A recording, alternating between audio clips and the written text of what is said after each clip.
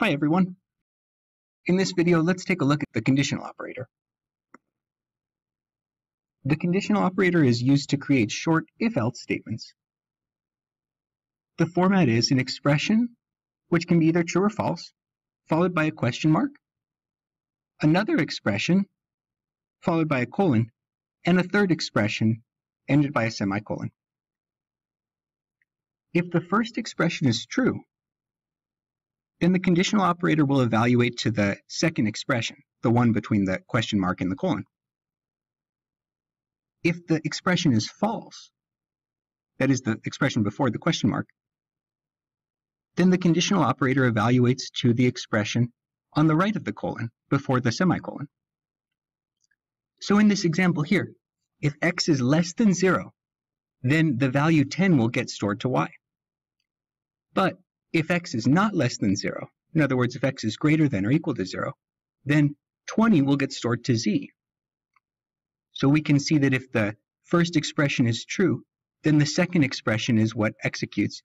If the first expression is false, then it's the third expression that executes.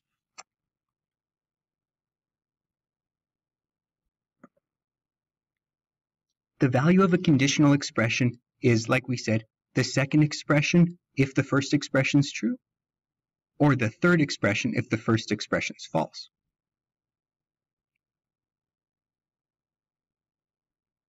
To override the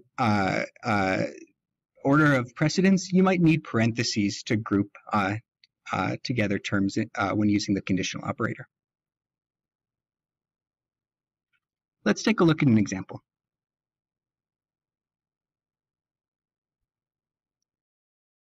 In the body of the main method, we've got a constant double pay rate, which is initialized to 50, and a constant integer min hours, which is initialized to 5. We've also got two double variables, hours and charges. And those are going to store the number of hours that the user worked and their gross pay. This employee charges $50 per hour for a minimum of 5 hours. And so if somebody types in a value for hours that is less than 5, then we want to make sure, not to charge for only 4 hours. We want to charge that minimum of 5 hours. But if someone enters a value greater than 5, then we want to make sure that we charge them only for the hours worked, so 6 hours, for example. So let's take a look down below. We prompt the user to enter how many hours were worked and store the input into that variable hours. And then here, we use the conditional operator to decide what to store into hours. In other words, should we update it or not?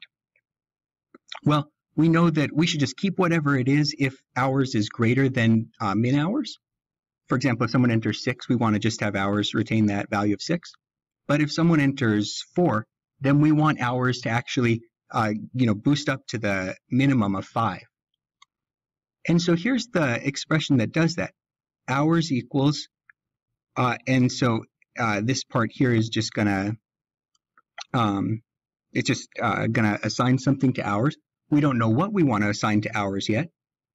So that's where we'll use the conditional operator. Our expression 1 is hours is less than min hours. Here's the question mark to separate expression 1 from expression 2. Now, if it is the case that hours is less than min hours, then we want to assign min hours to hours. So we want to assign the 5 over to hours. On the other hand, let's say that expression 1 is false. Hours is greater than or equal to min hours, so maybe we work 6 hours. Then we just want to assign hours, back into hours. So really kind of a trivial assignment there, just keeping hours what it always was or what it is. Now that we have hours, which is either going to be 5 if the user enters, 1, 2, 3, or 4, or it's going to be, whatever they entered if they entered something greater than 5, and then we'll calculate their charges.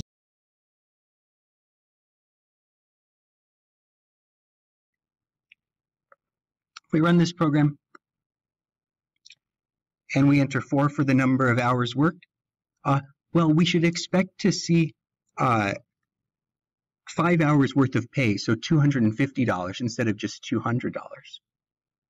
And let's make sure that we do see that. So we are getting charged for 5 hours, even though only 4 hours were worked, and that's because of the minimum 5-hour requirement.